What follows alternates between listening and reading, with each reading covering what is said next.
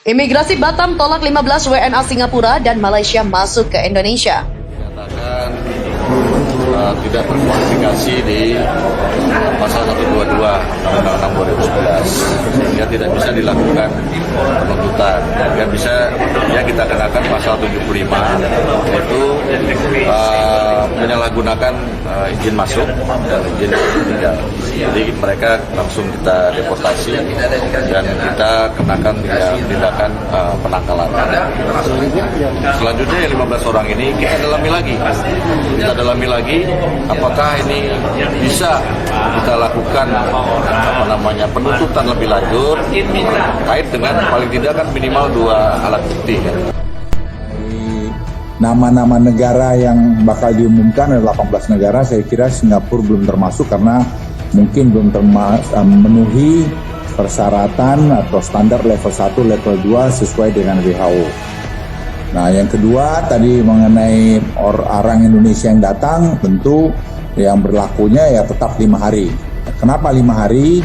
Karena kami hitung masa inkubasi itu 4,8 hari. Kantor Imigrasi Kelas 1 khusus Batam menolak 15 warga negara asing yang hendak masuk ke Indonesia. Mereka ditolak karena tak memenuhi persyaratan. Ada 15 warga negara asing dari Malaysia dan Singapura yang ditolak masuk ke Batam. Demikian kata Kepala Kantor Imigrasi Kelas 1 khusus Batam, Subki Miuldi pada Rabu. Subki tak menjelaskan detail alasan penolakan 15 warga negara asing itu. Namun menurutnya imigrasi menolak WNA masuk ke Indonesia bisa karena berbagai alasan yang diatur oleh perundang-undangan. Untuk yang tak diizinkan masuk biasanya mereka didaftar tangkap, masa berlaku paspor kurang, berpenyakit menular dan juga sebagainya. Subki juga mengatakan petugas imigrasi kelas 1 khusus Batam sebagai penjaga pintu masuk perlintasan WNA menyeleksi ketat setiap orang yang masuk ke Indonesia melalui Singapura. Namun sebaliknya imigrasi Batam juga menerima informasi WNI yang ditolak masuk ke luar negeri seperti Singapura dan juga Malaysia. Terungkap, ini alasan imigrasi Batam tolak masuk WN Singapura dan Malaysia. Sebanyak 15 warga negara asing atau WNA asal Singapura dan Malaysia ditolak masuk ke Indonesia oleh pihak kantor imigrasi kelas 1 khusus Batam. Pihak imigrasi membeberkan beberapa alasan ditolaknya 15 WN Singapura dan Malaysia itu. Kepala Kantor Imigrasi Kelas 1 khusus Batam, Subki Miuldi mengatakan, imigrasi menolak WNA masuk ke Indonesia bisa karena berbagai alasan yang diatur oleh perundang-undangan. Untuk yang tak diizinkan masuk, biasanya mereka ada di daftar tangkap, masa berlaku paspor kurang, berpenyakit menular, dan sebagainya. Ia mengatakan petugas imigrasi kelas 1 khusus Batam sebagai penjaga pintu masuk perlintasan WNA menyeleksi ketat setiap orang yang masuk ke Indonesia melalui Singapura. Namun sebaliknya, imigrasi di Batam juga menerima informasi WNI yang ditolak masuk ke luar negeri seperti Singapura dan juga Malaysia.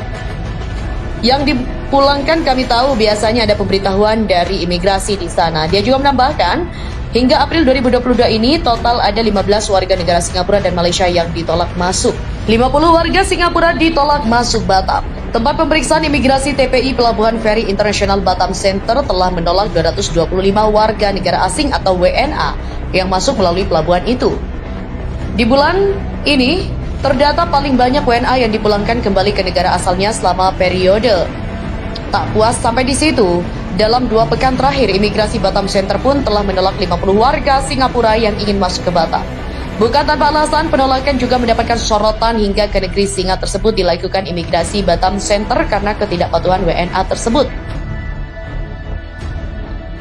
Kasih Unit B tempat pemeriksaan imigrasi Batam Center Irwanto Suhaili saat ditemui Tribun Batam mengatakan, pihaknya tidak mengusir mereka, tetapi pihaknya menyeleksi mereka yang masuk. Sepanjang mereka tidak melanggar keimigrasian, maka boleh masuk.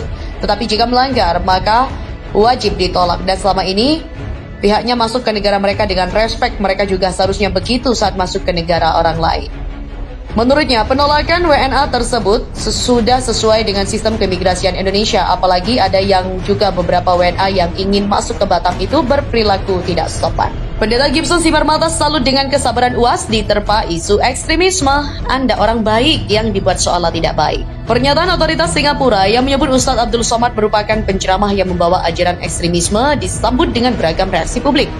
Pegiat media sosial yang juga mantan politikus PSI Husin Shihab misalnya menduga UAS dan para simpatisannya ingin menegakkan syariat Islam atau dengan kata lain ideologi khilafah di Indonesia. Tudingan demi tudingan setelah itu juga berhamburan di media sosial. Semua memberi kesan bahwa UAS itu memang seorang ekstremis. Di tengah terpaan badai tuduhan terhadap UAS, muncul seorang pendeta yang turut mengomentari kasus dai asal Riau itu. Dia adalah Pendeta Gibson Simarmata. Pendeta Gibson tampil berseberangan dengan para pengkritik UAS yang notabene berasal dari kalangan Muslim, di mana Pendeta Gibson mengaku terkesan dengan sosok dan juga sikap UAS yang berkali-kali ditimpa isu ekstremisme. Meski kita beda agama, aku pribadi merasa hormat kepada Anda, ujarnya. Bagi Pendeta Gibson, UAS juga merupakan orang baik, tetapi segelintir orang justru membuatnya seperti orang yang tidak baik. Anda orang baik yang sengaja dibuat seolah-olah nggak baik. Soal kisah yang menimpa UAS di Singapura, Pendeta Gibson juga mengaku salut karena polemik mengenai hal itu hampir-hampir meredakan beberapa masalah yang terjadi di Indonesia. Salah satunya kasus mafia minyak goreng, di mana Pendeta Gibson juga mendoakan UAS agar ia selalu dilindungi oleh Tuhan dari orang-orang yang jahat. Pendeta Gibson Simarmata sebut Ustadz Abdul Somad baik dan hormat padanya. Ternyata alasannya, baru-baru ini salah satu pendeta Batak, Gibson Simarmata, mengungkapkan pandangannya terhadap Ustadz Abdul Somad. Saat banyak orang yang menilai UAS merupakan pendakwa radikal, Gibson Simarmata justru mengaku hormat kepada UAS. Sebagai sesama pemuka agama, meskipun berbeda, pendeta Batak ini berpandangan jika UAS itu ulama baik. Ia pun mengaku mengerti tentang nilai-nilai yang disampaikan UAS sebagai seorang pendakwa. Gibson bahkan menuding jika oknum-oknum di luarlah yang membuat citra UAS menjadi buruk. Meski kita beda agama, aku pribadi merasa hormat kepada Anda. Anda orang baik yang sengaja dibuat seolah-olah tidak baik. Tweet akun dari Gibson Simarmata. Dalam cuitannya itu, Gibson pun menyinggung UAS yang dideportasi dari Singapura yang dianggap hanya sebagai pengalihan isu. Lebih lanjut, Gibson juga mendoakan agar UAS dilindungi dari orang-orang yang berusaha mencelakakannya.